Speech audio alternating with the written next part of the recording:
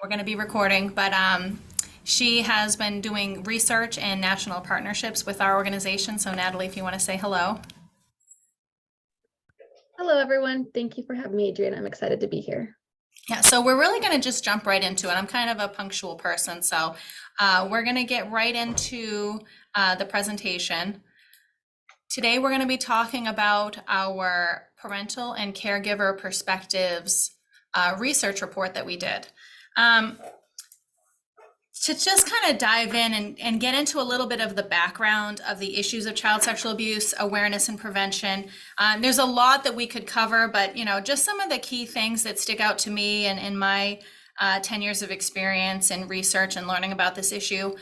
This is something that's been going on really since the beginning of mankind. We know with the ancient Greeks and the Romans, they often treated their young daughters as property and would sell them.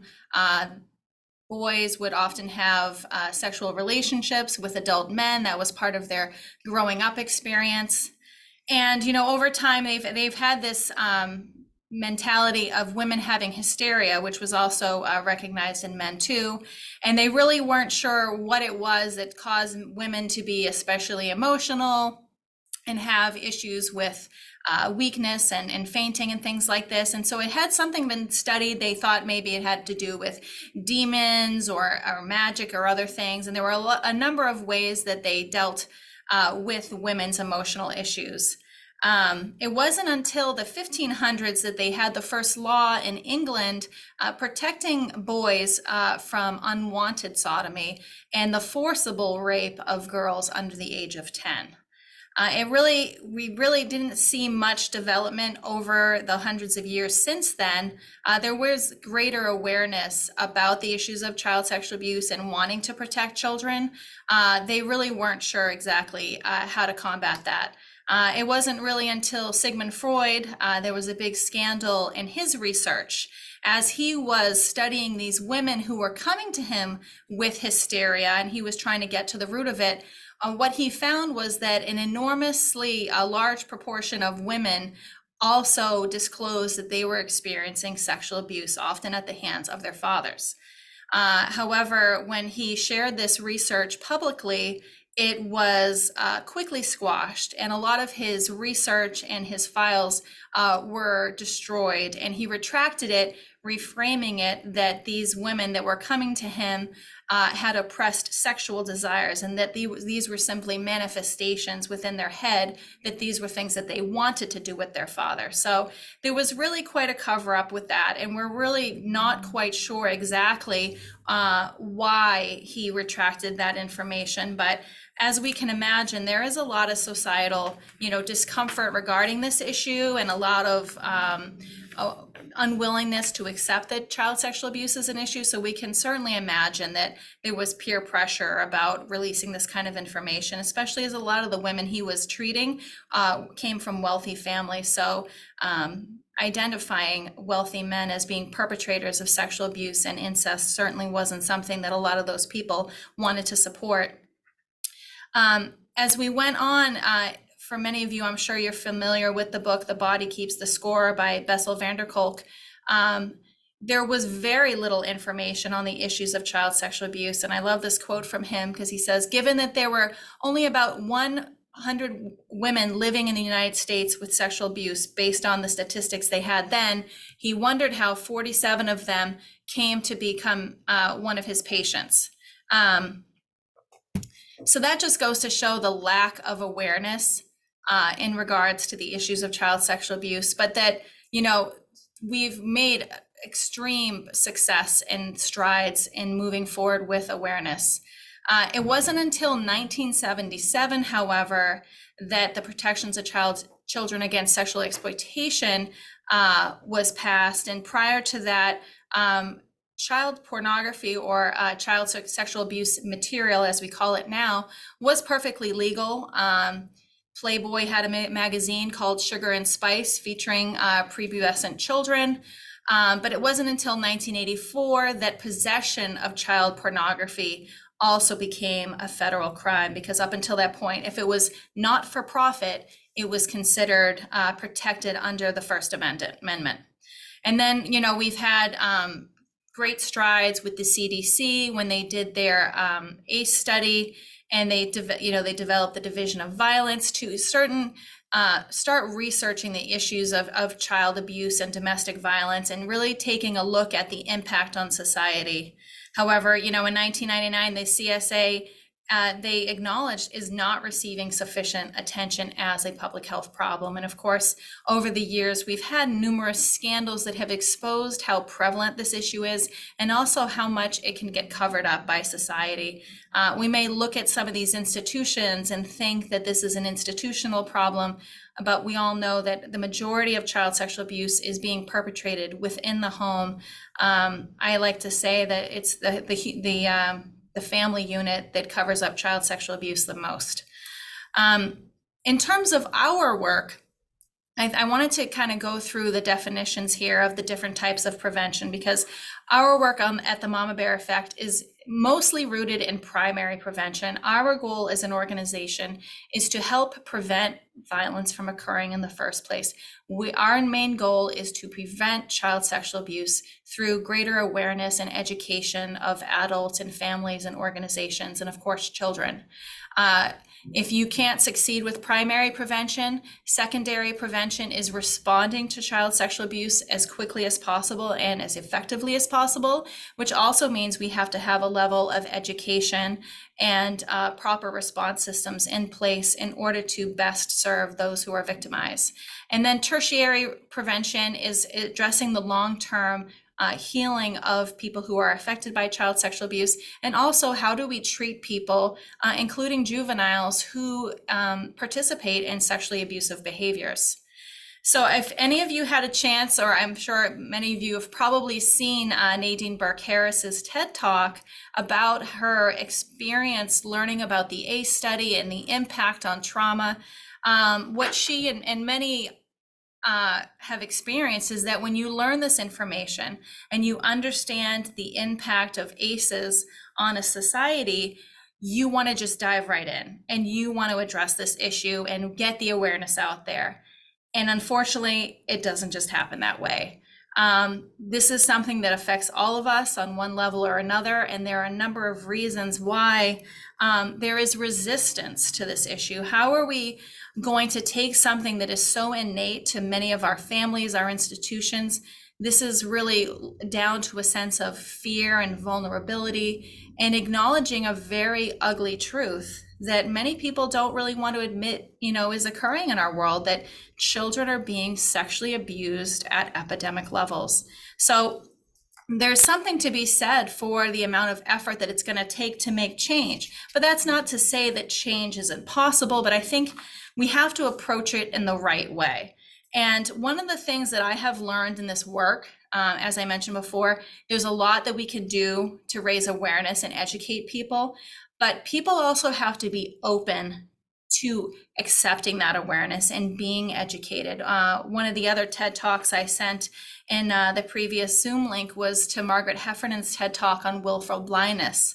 And willful blindness is a legal term that if you have all the information that you need to know something, but you somehow seem to not know it, that you are still culpable for that information that you have at hand. You're choosing to be blind to it. So we've seen this in a number of institutional bank failures and other, safety failures that we have. People are simply willing to just cross their fingers and hope that that reality doesn't come true.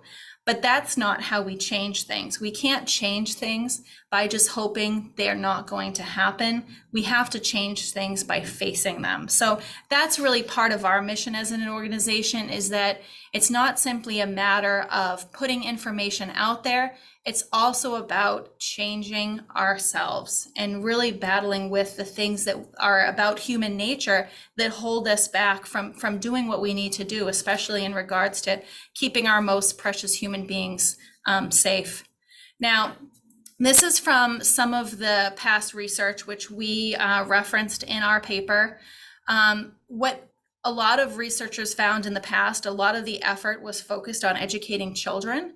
But what they found was that parents are absolutely essential to preventing sexual abuse of children, and that it's important that we really realize and engage in the potential of educating and empowering parents.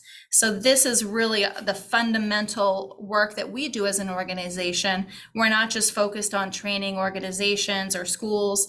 We are really rooted in educating parents and caregivers because we see them as primary protectors of children. One of the books that we also have relied on with a lot of our tips for families is Gavin DeBecker's book, Protecting the Gift. He also has another book called The Gift of Fear. And I think this is something we all really need to take to heart, and not just in the issues of child sexual abuse, but in many of our interactions in life, that, you know, humans are the only animal that can look at something and have all the information we need and then convince ourselves that it isn't so. You know, and in his book, he talks about if a dog doesn't want to like jump into water, it's very difficult to convince that animal that they're going to be okay. That animal will prioritize its instincts, and just like we're the mama bear effect. There's the saying from the, you know, National Forestry Services, never get in between a mama bear and her babies, because she is going to prioritize the safety of her children every time. She's not going to stop and ask you questions. She's not going to wait and see what you do. She's going to protect her children first and foremost, because that's her priority. And I think as a society, this is something we all struggle with. Even myself as a human being, I struggle with this because we don't want to come off as rude to people. We want to believe that people have the best intentions.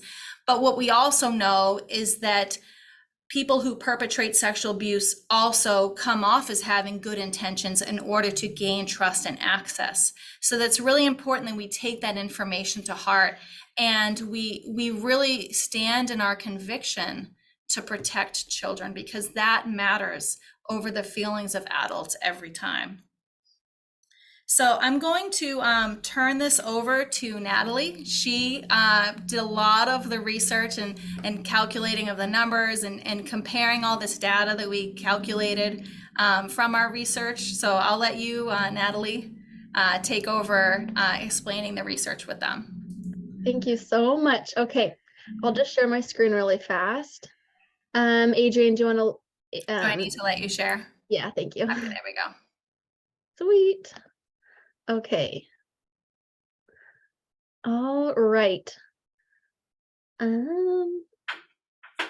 Let's see. Okay, so I'll just jump in, and I'm looking at some of your names and I recognize some of you. I know that a lot of you are professionals. So I think we all are kind of on the same page as to how important this work is, and some of the literature review that I'm going to share in a moment. But I'll first introduce the purpose of our study, and then get into that literature review. So the purpose that we went into this was we wanted to understand parental and caregiver perspectives on child sexual abuse, their opinions on prevention education, and their own experiences with child sexual abuse. So a lot of our questions in the survey revolved around these three things. Some of you may have taken the survey. You might remember some of those questions. So we went in with 4 main research questions, one being, what do parents even understand about child sexual abuse and how to prevent it? We also looked at, are parents interested in learning about sexual abuse and how to prevent it? We looked at, where are parents being exposed to child sexual abuse prevention information, and where and how do they want to learn about the prevention of child sexual abuse? 1 second. There we go. So we had 2 main hypotheses. One was we did hypothesize that parents are motivated to learn about sexual or to prevent it, but they are lacking the access to sufficient awareness and educational resources. And as we jump into our results, you'll kind of see that did confirm this hypothesis. The second one that we had was that parents do expect pediatricians and other health professionals to talk with them about this issue and then give them expertise and knowledge on how to prevent this from happening to their own children. So we'll just jump into a quick literature review to kind of give context as to what went into our research study and our survey. A lot of these statistics here was really important to us as we constructed our survey. So as you all know, or most of you do, the prevalence of child sexual abuse is rather high, with 1 in 10 children being affected by contact sexual abuse. We're seeing more of the offenders being juveniles themselves. Some of you may have seen the new study by Dr. Finkelhor here and his colleague. 70 to 77% of offenders are juveniles. As we all know, 90% of perpetrators are known to the child and the child's family. We're seeing more online exploitation and child sexual abuse happening through the internet. The societal impact is rather high. I think that's our next slide. The cost of child sexual abuse response is $9.3 billion. And a lot goes into that $9.3 billion. We're seeing that it requires more effort on the criminal justice system, the healthcare system, the welfare system, and that's what's going into that money there.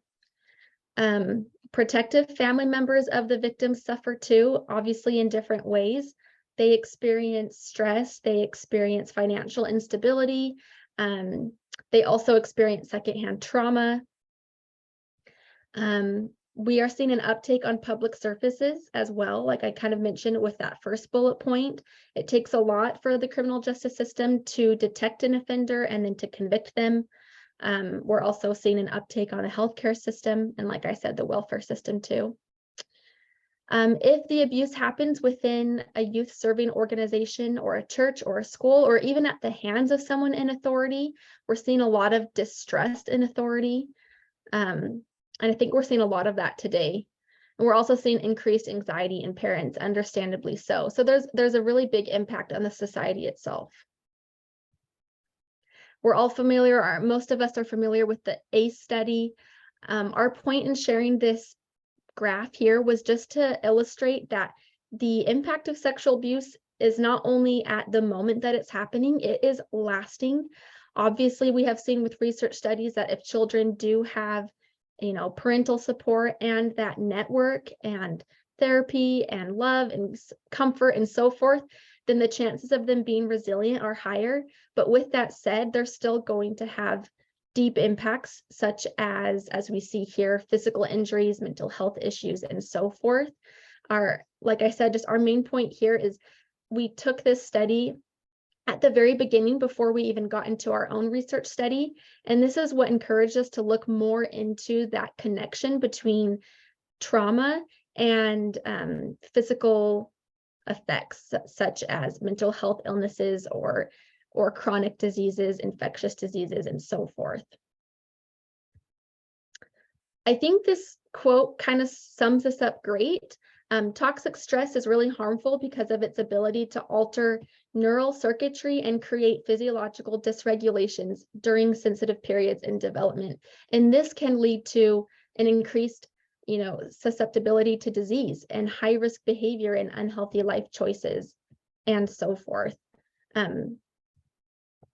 So that's a lot of that's really important to this study.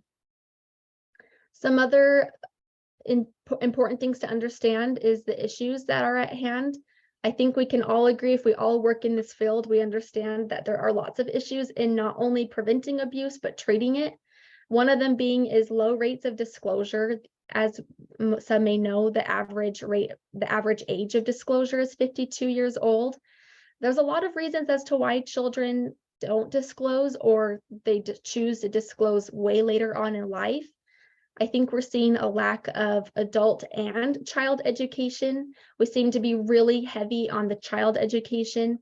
I think there needs to be more adult education. Child may not have the knowledge or the understanding to disclose. Children may not feel safe to disclose. As we know, offenders are super manipulative and coercive and can convince the children that they are a safe person and others are not. So there's a lot at hand as to why children may not disclose. I feel like this graph is really telling. So this illustrates the low rates of prosecution. This was taken from a study done back in 2019. The citation is at the bottom. As you can see at the very top, they looked at known outcome sexual abuse cases, which was 453. And If you look down all the way to the bottom where it trickles to trial verdict, 14 out of the 453 ended in a trial and got a verdict. And out of those 14, we saw 10 were guilty. So out of the 453 known outcome cases, we saw 10 that ended in a guilty verdict. And obviously, as you can see from the other boxes, there's a lot of different places that those cases went. But this also just illustrates one of the second issue, which is we're seeing low rates of prosecution. So even if a child does disclose, or if somebody does find out that a child is being abused, it takes a lot to get that case prosecuted, which is super unfortunate. Another issue is we're just not seeing a widespread method of abuse prevention education. We're not seeing that parents have quite the same access to education. We're seeing resistance from schools and youth-serving organizations to adopt abuse prevention practices. It's up to each state as to what they require schools to do. And oftentimes they just tell the school, you need to adopt a curriculum. It's up to you as to which curriculum you want to do. And then at that point, they can do with that what they want to. And the issue that we're seeing there is even if they do an adopted curriculum, it might not be the curriculum that is best suited for children and adults to learn all that they need to learn about abuse and how to prevent it. And we're also not quite seeing that they're teaching children not only how to say no or go to their parents, but also how to be a bystander if they do hear that their own peer is being abused themselves. Historically, body safety education focused on children rather than on adults. And like we have talked about before, and many of us can agree, society is just more reactive than we are preventative. And unfortunately, we're just putting way more money into reacting when we could actually be preventing a whole lot more. And so I promise we're getting to our research results really soon, but this is all just leading up to our main point, is that we need a public health approach. So in order to achieve this public health approach, everybody needs to adopt a new mindset, a new paradigm. We need to think differently about child sexual abuse, who the offenders are, the children who they harm, the situations in which this takes place. And by adopting a new paradigm, a new way of thinking about abuse, we're going to start partnering with other professionals naturally, which is going to lead to a more public health approach in looking at this issue of child sexual abuse. So as you can see at the top, we want to create a model for prevention through a public health approach. I think we've defined and monitored the problem well. I think we are identifying risk and protective factors. We're having a lot of great research come out, which has been really great. And I think we are identifying those risk and protective factors through the research. I think we're at the third step here where we're developing and testing prevention strategies. We're just not quite putting them into practice. We are in some ways, but we aren't in other ways as well. I think we have a lot of great research, a lot of great ideas, great frameworks. It's all about now the adopting, but in order to really put these ideas into practice, we need to be banding together to combat this issue. And so one example is this, the researcher at the bottom in this citation, she suggests, they suggest that one example of this could be people who treat victims could be partnering a little bit more with people who treat offenders. They can learn from each other, they can help each other. And not only can they learn from each other, but like I said, they can help each other in their own ways as well. And so this is one way of a public health approach, is by working with other professionals in different ways than we would never have thought of before. So now we'll get into our research and our results. So all of our participants were parents, and this was really important to us. Why did we choose parents to ask these questions to? So as we know, most abuse occurs within the home. And so if that is the case, and that is the case, parents are the best person to be learning about abuse and preventing it, since a lot of it occurs within the home. Adults are the ones who can primarily reduce the risks. Adults and parents and caregivers, they have that opportunity to have that repetition of messaging within the home. They have the opportunity at all of the diaper changes and the baths and the showers and the dressings and dinner times and so forth to have these body safety messages within the home. They can create that culture within the home of bodily autonomy and respect. And the children, if they learn it in the home, they can take it outside the home. A lot, like we talked about before, a lot of the abuse today, not a lot, but we're seeing 77% of the offenses are happening by juveniles. So we're seeing more child perpetrated abuse.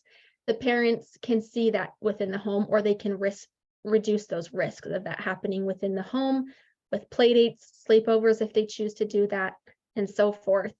The adults, the parents, they are the ones responsible for vetting care providers and youth serving organizations. It's a really big deal. They can identify those signs and symptoms, and so forth. And so even though we're saying parents are the ones responsible, we also want to illustrate the message that they are not always the ones at fault either. So yes, they are the ones responsible.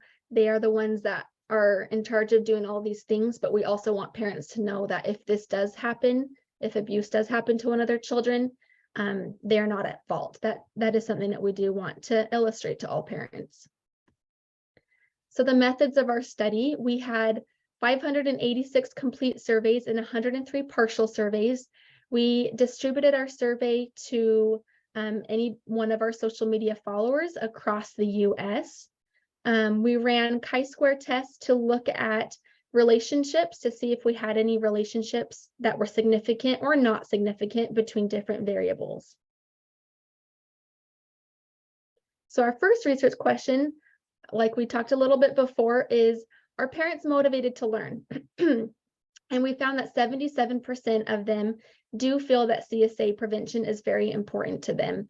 And two of the highest motivations to our parents in protecting their children were, first, their own experiences, and two, knowledge gained through media and the news.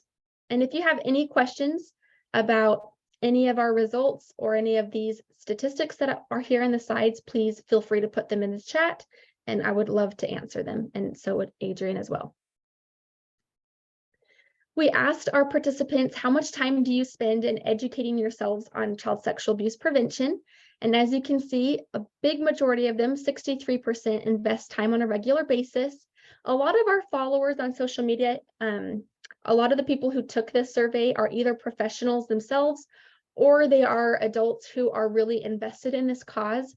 So that could be why we're seeing a lot of them are investing time on a regular basis. I'm seeing that the chat is disabled, just FYI. I'm going to let Adrian figure that out. But thank you for letting us know. That's actually really, really important. Okay, next slide. Let's see. Okay, got it. Sorry, I'm also reading the chat. Okay.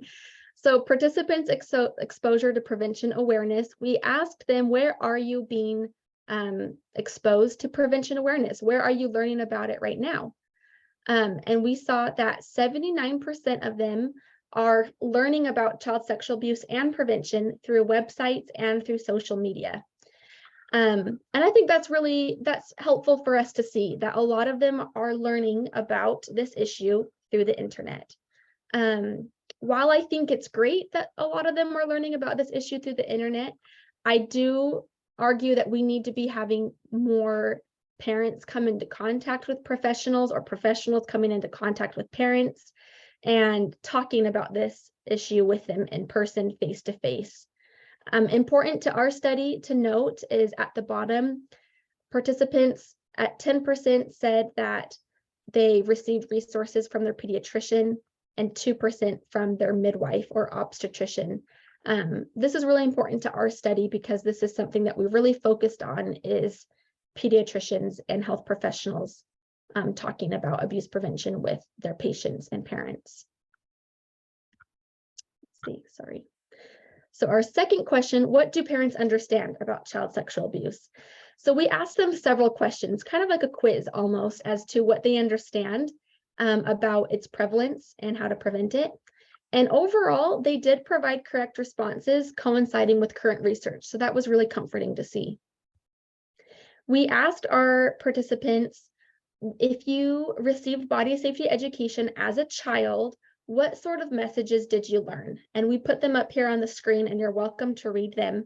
But most of them at 79% learned that from their parents or whoever else, that there are parts of their body that are private. And then obviously at the very bottom, the message of sexual abuse may be perpetrated by a known person was only given to about 26% of our participants.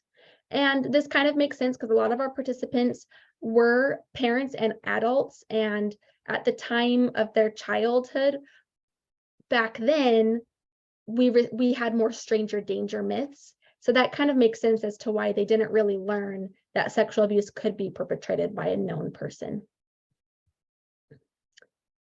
All right. We asked our participants we asked them a little bit more about if they received education outside the home. And so outside the home could look like doctors' offices, schools, youth serving organizations, churches, and so forth. And so this chart, I'm going to break it down for us because it's a little confusing at first. But the green are our participants who received education outside the home, and the orange is those who did not receive education outside the home. And as you can see, at 53% in the green, our participants who received education outside the home, they were more likely to receive it within the home as well. And so we hypothesized that external influences, so if you're learning about abuse outside the home, it can be motivating to parents to teach more about this within the home. So for example, if a teacher talks about body safety with their children and sends home educational resources for the parents to read, that can be motivating to parents to read it and then also talk about it with their children at home. And the same can be said for other external influences such as doctors or churches or so forth. So we asked participants, how often do you think the perpetrators are people known to the child? And about 91% agreed likely to very likely it's going to be someone who is known to the child. And that does coincide with current research. So that was also comforting to see. We asked our participants, what is your opinion on how often the following are child sexual abuse offenders? And there's a lot of colors up here, but the green is the light green, juveniles, the darkish green is family members, and the darkish blue is pedophiles. And we asked them, what is your opinion? How often are the following offenders? And as you can see in the third column over in many, most agreed that it is juveniles. In the far right column at most agreed that it would be at 53%, it's going to be family members. Most of the time, the offender is going to be a family member. So yeah, there's obviously a lot of numbers all over the place here on the screen, but it was helpful for us to see that they do think most of the time it's going to be a family member. Many of them are probably going to be juveniles. Some of them are probably, going to be, let's see here, some of them family, but also pedophiles and juveniles. So you can read here on the chart, but it does coincide with current research that our parents are recognizing that a lot of the time the offenders are going to be juveniles, maybe, and then family members. And then not a lot of the time is it pedophiles. So that was also great to see that our parents are recognizing that. We asked them where children should receive body safety education, and 93.5 thinks that it should be happening within the home, 90.5 in the school, 86% at doctor's offices. Obviously, they could check off multiple boxes with this question. But our parents are telling us, this education should be happening within the home and the school and within doctor's offices and so forth. Perfect. The chat is open. I just saw that message. Okay. We asked our participants their opinions on if abuse prevention should be promoted by pediatricians. and 91.5 either somewhat or strongly agreed that their pediatrician should be talking about child sexual abuse prevention with them. And we just think that this is so apparent that not only is it us as professionals who think that pediatricians should be involved in this work, but our parents are saying it as well. And I think that's really important. So I will jump into our chi-square test results. We had a few findings, and our first significant finding was that we found a significant relationship between whether or not someone was sexually abused and the amount of time they invest in child sexual abuse prevention. 71% of sexual abuse survivors invest time on a regular basis, compared to 55% who are not survivors. I think this makes sense, right? A lot of survivors understand how detrimental abuse can be. And so this makes sense that a lot of survivors felt the need to invest time on a regular basis to prevent sexual abuse. And I think that's pretty telling. Our second significant finding, we found a relationship between gender and the participants' confidence level in protecting children from sexual abuse. It was kind of interesting. So I'm going to share that here.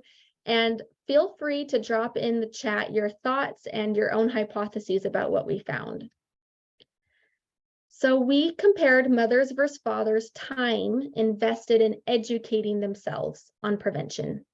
As you can see at the very far right, those who invest time on a regular basis, more mothers in the dark purple at 69% are preventing or are educating themselves about prevention. So we're seeing here that more mothers felt the need to do so. And if you want to see the chart a little bit longer, please stop me. But then we looked at, well, what is your confidence level? So we compared mothers versus fathers, and we asked them, how confident are you in protecting children from sexual abuse? Fathers are in the dark orange, mothers in the yellow.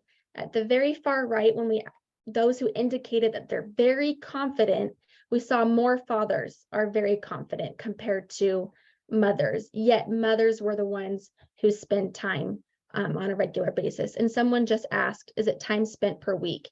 Oh, I just jumped to a random slide. 1 second. We asked them on, goodness sakes, I'm sorry. 1 second. Okay, here we go. We gave them a couple options so they could indicate that they didn't invest any time. They invest less than an hour, 1 to 3 hours and regular basis. We didn't give them a week or a month option.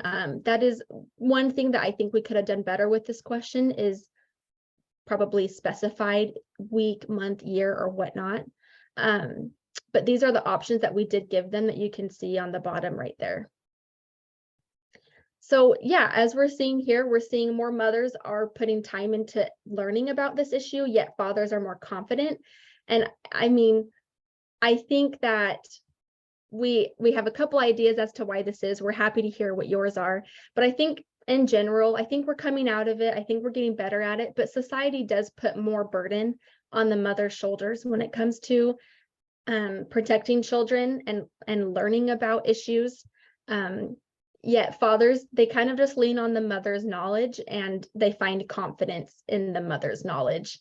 And that's kind of what we're seeing with societal expectations. Like I said, I think we're coming out of it.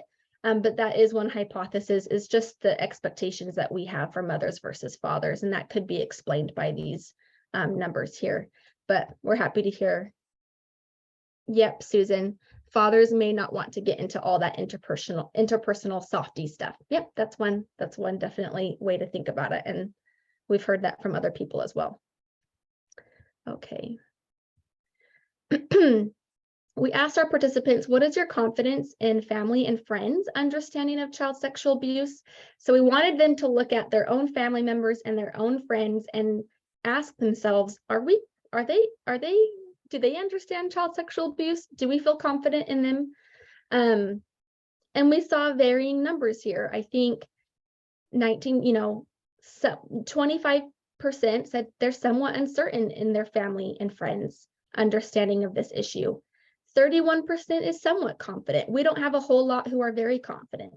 And that's kind of telling as well. So we did have a third finding, however, it was not significant. We ran a chi-score test to analyze the relationship between whether or not someone received body safety education as a child and their rate of disclosure time. And we did not get a significant finding here. And so our hypothesis is that we think body safety education for children is really important. However, even if they do receive body safety education, we also need to be putting in as much efforts and time into giving them a comfortable open space where they feel confident coming forward to disclose either their own abuse or their friend's abuse that they may know of. So body safety education is super important, but our children also need to feel comfortable coming to their family members and their caregivers and their parents. And then we as adults also need to be putting in time and effort to be vetting the people who are watching our children when we're not around. So there's a lot that goes into preventing abuse, and it's not all just educating the children. There needs to be a whole lot more so that our children do feel comfortable coming forward to disclose abuse. Okay, so here are just some other important findings. We asked our participants if they have experienced any adverse childhood experiences. We did give the full list of adverse childhood experiences, and we asked them to click any one of the ones that they may have experienced as a child. And as you can see from the numbers here, a lot of the numbers from the questions we asked coincide with the original ACEs study, which just goes to show that ACEs are very real and they're everywhere, unfortunately, and people do experience them. We asked them if they experienced child sexual abuse or not, and 45% of our respondents did experience child sexual abuse. 41% were female, 4% were male respondents. We asked them, what was your upbringing? And we compared sexual abuse survivors to non-survivors. So orange is sexual abuse survivors and green is those who did not experience sexual abuse. I'm just going to point out a couple important ones to us. Let me just find the ones that I was thinking. So at the very far left, in the green, 62% of our non-survivors came from a household where both parents were married. Yet, just here's another one, 71% of our sexual abuse survivors grew up in a foster care or youth home. And a lot of what we're seeing here on this graph coincides with other research that also does say that a lot of our survivors either grew up in single parent homes or foster care homes or things of that nature. Yet other research does show that if a child grows up in a home where both parents are married and it's a solid relationship, a healthy relationship, the chances of that child being sexually abused are lower. And so we just wanted to show this, that it does coincide with other research out there. We asked our survivors, what was the reaction of people that you disclosed your abuse to as a child? And they could click several of these options that you see here on the chart. So they could click angry, upset, supportive, believing, calm, and so forth. 93% of them that disclosed received negative reactions, and 81% received positive reactions from the people that they disclosed to. I think that this is just rather telling itself. And the next slide is going to kind of go off of this. So then we asked our participants, well, what is your satisfaction to the reaction of the person that you disclosed to? And as you can see here from the screen, we had about 44% were either dissatisfied or very dissatisfied. And then 28 were about, satisfied or very satisfied with the reaction they received. And this just goes to show that not only is it important to prevent abuse and teach parents how to prevent it, we also need to be preparing parents to accept a disclosure and how to react to one, which goes with this quote here. Adult awareness and education is essential to early detection and proper support for children that experience sexual abuse. So at Mama Bear Effect, we obviously are really heavy on the prevention. We want our parents to feel empowered. We want them to know how to prevent abuse, but also feel hopeful in preventing it. We basically want to empower parents to prevent, but in the same breath, we also want to prepare parents for the idea that they could possibly receive a disclosure, and we want them to learn how to properly receive one, because children are so much more resilient if they have supportive parents, if they happen to be sexually abused. And so these charts that I just shared just really illustrate how important a reaction can be to a survivor. And then I think this is the last thing I was going to share. There might be one more, but we asked our participants who were the perpetrators of your experienced sexual abuse. And it was really interesting. As you can see, the highest one here is 46% were adult male family members, but then the next one underneath that was 45% were juveniles, which is what we're seeing with current research. It's also really important to recognize that almost 10% were, almost 15 to 16% were females, which is also important to recognize that females are also unfortunately capable of perpetrating abuse. I think that is it for our findings, and you can find more at our research study, and I'm also happy to answer questions if you have any questions about the numbers that I just shared. Yeah, and I'm going to just take over for the rest of the presentation. Thank you so much, Natalie. So what we found is that, parents are hungry for abuse prevention education. And for the most part, the only way they're really getting it is by seeking it out on the internet, which may or may not lead them to evidence-based prevention education. And I mean, secondly, the most important source of information they're getting beyond themselves is the work of child advocacy centers and organizations that are doing these trainings. Because we're really relying on nonprofit organizations to somehow create the funding to get this awareness out there. So I really want to say thank you to all of you who participate in doing the investment of training your staff and doing the work to do this prevention education. But, as we know, a lot of the families who might need this information the most, it can be challenging for them to gain access to the time and the resources to participate in a training. So we definitely want to, expand ways to provide access to prevention education. It's just simply, it's not being addressed as the public health issue that it is. We really need to work. This is a multifaceted issue. It's not just a crime that's being addressed by the police. It's also an issue of children perpetrating sexual abuse. They need intervention and therapies. It's also a matter of family issues. This breaks apart families. This affects children who are in foster care and need further resources because, as you know, you see that generational trauma. It continues throughout the family and manifests in other ways. The awareness of the prevalence has improved over the years. We've definitely gotten away from the stranger danger mentality of the 1980s. I still see it floating around through social media in other places, but there really isn't any main way of communicating this information to the public. We really need greater federal support, state support, local support to build awareness. And it doesn't have to be $1 billion investment. Not that we shouldn't be investing $1 billion on this, because we certainly should, but there are a lot of ways that we can be raising an awareness. Of course, many of you know we're coming upon Child Abuse Prevention Month, which is also Sexual Assault Awareness Month. So this is a great opportunity for every community to be doing something to raise awareness for this. And I have to be perfectly honest, I did not even know that April was Child Abuse Prevention Month until I started this organization. No one in my personal circles or in our communities was doing anything to raise awareness for this that I saw.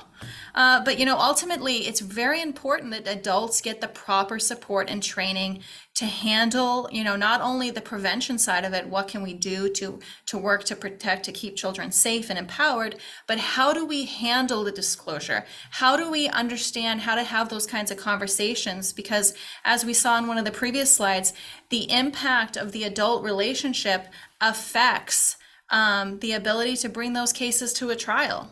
But when we're looking at the medical aspect of it and why we're, leaning into pediatricians and family practitioners and nurse practitioners, this is very much related to the biological, physical health of children. Doctors are going to see the impact of sexual abuse and trauma and toxic stress in the children that they serve. And so it's very important that we as a society realize that child sexual abuse manifests itself in other ways. I remember probably 5 to 8 years ago, I reached out to CVS and said, CVS, would you, CVS Pharmacy, would you do an awareness, campaign with us to raise awareness for child sexual abuse? And they said, no, this year we're investing in smoking cessation. And I said, do you know what is a cause of people to start smoking? Childhood trauma. So again, we're constantly reacting to the issues of child sexual abuse and childhood trauma. We're not really thinking about prevention. It's that story of the babies in the river. Everybody's so busy saving the babies in the river that finally one person goes to the top to find out who's throwing them in. And that's really what we want to get to. And there are, when we look at this social ecological model, we have to think about the individual factors. What increases risk for a child to be sexually abused? And we've shared this graph before. We know that the majority of sexual abuse through the lifetime of a human being, the most people being affected by sexual assaults are teenagers. Children between the ages of 13 to 15 experience more sexual assault than people do for the rest of their lives. But a lot of the effort is not being focused on that age group. And we really have to start asking ourselves why and what we can do about that. And then also relationships. What are the relationships that increase risk for children? And what are the relationships that children need to have to improve protection? So of course it's adults and caregivers. They're essential. Grandparents, babysitters, other caregivers, their teachers, all these people play a role in keeping children safe. And really, my mentality has always been, no one gets a pass. Everybody has a level of responsibility. And just as a community has a level of responsibility, we're trying to get abuse prevention training mandated in our town, just in our town, so that when a child goes to the rec department for summer camp, that those people have taken part in training, not just for, identifying the signs of abuse of children. I want anybody who's involved in caring for children, working with children, to also be trained to understand, how do you minimize risk? How do you have appropriate boundaries and behaviors with children? Because there's a lot of things that can go on that can be confusing to children. So if we as a family, are educating our kids about personal boundaries and consent, but then they go on to a summer camp where people are not respecting those boundaries, it can be a very confusing situation. Natalie, did you want to add something? I think Adrian might be paused for a second. Oh, are you there, Adrian? I'm here. Okay. Yeah. Did you lose me? For like maybe 30 seconds. Oh, geez. I don't know what happened. It must have been an Or internet maybe thing. it's me. It might be me. I'm sorry. Okay.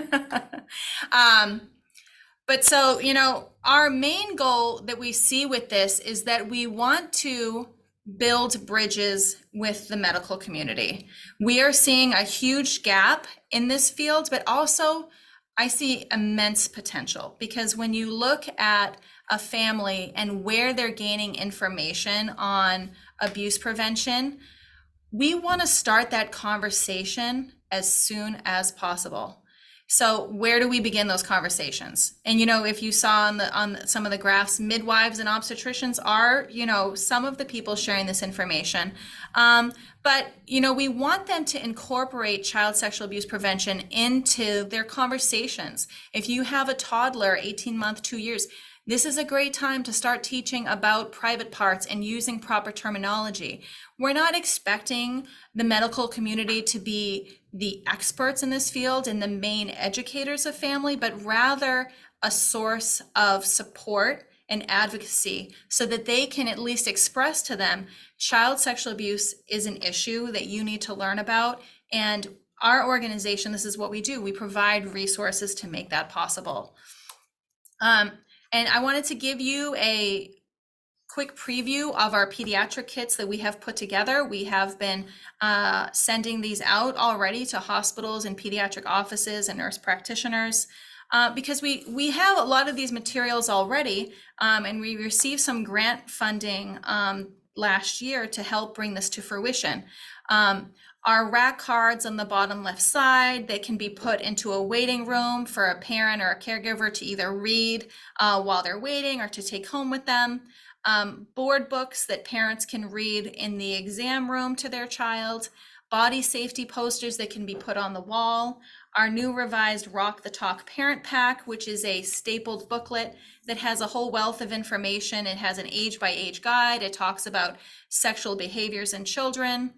We also co-wrote a pediatric best practices guide with Dr. Finkel of the CARES Institute in New Jersey. He is a leading researcher and educator on identifying physical signs of sexual abuse in children. He just retired last year, and he's been a great advocate for this cause because he's been hitting that drum, that battle cry that pediatricians need to get on board with this information. And then, of course, a copy of our research report, because we really want to show medical professionals that this is something that parents want them to be talking about.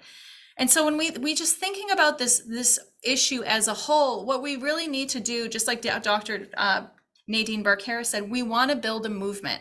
We need to have collaborations with the organizations that are on the front lines, but also the people that interact with children, anybody that interacts with children. So we're talking about, the health and wellness, child development, educators, the people who are investigating these crimes, the police departments, the district attorneys. They're the ones that can be educating the public to show them these types of cases are happening in our community, and they might not be making the news, but these reports are being made and these investigations are happening, especially when child advocacy centers, I've noticed this past year, a number of child advocacy centers have been sharing how many children they served that month or last year. Those are important numbers for people to see, because behind every single number is a child who has a story and has an experience, and that child matters. So when we're thinking about this, there really are just so many opportunities to raise awareness for this issue and engage the community to talk about this. I have a background in marketing, so when you think about this issue, this isn't just like a health issue or a social issue. It's also, in a way, a marketing issue. How do we promote child sexual abuse prevention in a way that engages people? We really want to motivate people. And so, I call Brene Brown my fairy godmother, because so much of her messaging ties into the work that we do, because this is a social issue. People are afraid to talk about it. It's taboo. But when you allow that taboo to continue, the taboo ends up controlling you. You're not controlling it. And so we have to really kind of dig deep into our human nature and embrace the vulnerability that comes with being alive, with being a parent, that inherently there are risks involved with being alive. But there's also a lot of courage that comes with being alive. And I think the most alive we are is when we lean into that courage. And not just courage, but moral courage. We're not just doing this for ourselves, we're doing this for children. We're doing this for the most vulnerable citizens on this planet. And these citizens are going to impact the future of humanity. So we have 110% motivation to do what we need to do for children. And that's really what motivates the work that we do, is because we're talking about children, and they look up to us. They need us to be their voices, to be their defenders. So when you think about a child who's experiencing sexual abuse right now, and they come upon this work that we're doing, they know that someone's fighting for them. But if this issue is not getting the awareness that it deserves, just like myself, I am a survivor. I grew up not having any awareness for this issue. And so that further isolated my feelings of being a survivor and thinking this only affected me, that I couldn't talk about it. And so that's not what we want. We want survivors to know that that's not a shame that they carry. That's not theirs. And that there is healing that's possible, and that there is a movement for change, because there are people that believe in doing the right thing. And of course, there's always going to be backlash. We hear stories of people who talk about body boundaries within their family, and usually there's someone who thinks that's ridiculous. I was saying to Natalie earlier, when they came out with, pool safety and bike helmet safety, and people were putting fences around their pools because kids are drowning. Does anyone say that that fence is silly, that kids should just figure out not to drown in a pool? No. There are reasons why we are making these changes in how we raise kids and empower children. And there's a reason why we have to take these steps. People want to be trusted simply because they think that they can be trusted, but trust is a relationship, it's not a gift. So we have to prioritize the safety of children. And so I'm just going to end on this last slide, because this is really my motivation in life, is that when I'm hopefully, God willing, 80 years old and looking back on my life, I want to know that I was motivated by courage and that I did the right thing despite what, the naysayers may have said. Because ultimately, we want to live a life of courage. We want to live a life of conviction, of doing the right thing. And fighting for the right of children is always right. And I don't think there is any way we could say there's too much awareness for child sexual abuse.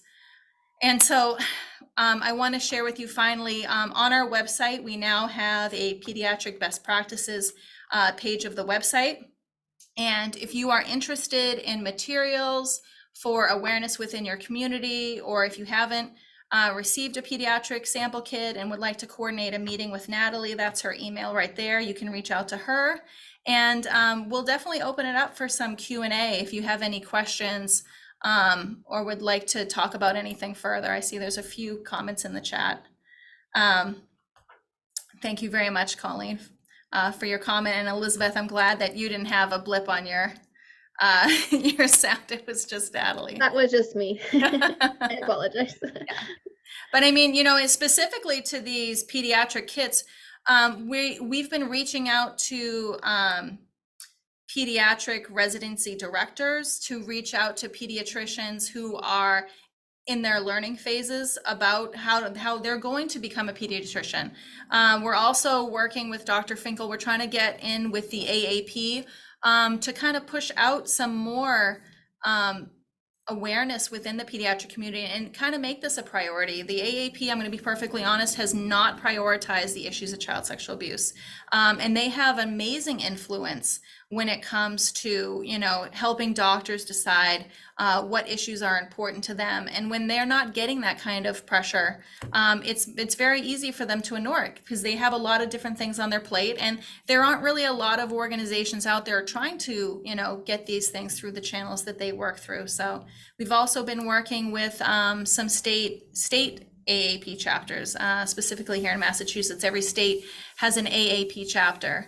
And then on Thursday, we're going to be doing a presentation with our local police departments. And I think that's another really important avenue that we want to do more with, because a lot of schools have resource officers that are in the school systems. They have that level of influence to start saying, hey, this kind of information needs to be communicated to the families. And so I think if we get our communities to work together and we really just start partnering and having conversations, I don't think that anyone could say, no, this isn't an important issue.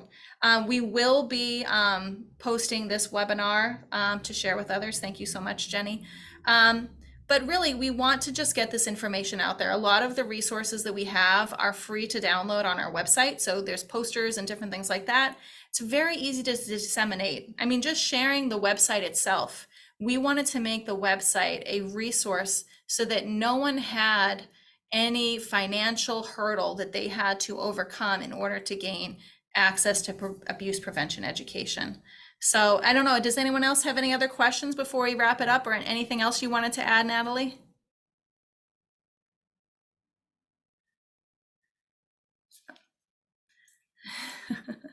I'm just going to say no. I'm just open to any questions or thoughts. Anybody, if you have any thoughts or questions, and if not, you have our emails as well. Mm-hmm. Yeah, great. And if you have any groups or anything like that that you would like us to present this to, or want to collaborate with, please reach out to Natalie, and we'd love to make that happen, because ultimately we want to just save kids. So anything that we can do on that front, we want to make it happen. So if we don't have any other questions, we'll wrap it up and say thank you very much for attending. We appreciate the opportunity to share our research with you, and please keep us in mind for any future collaborations. All right, thank you so much. Thank you.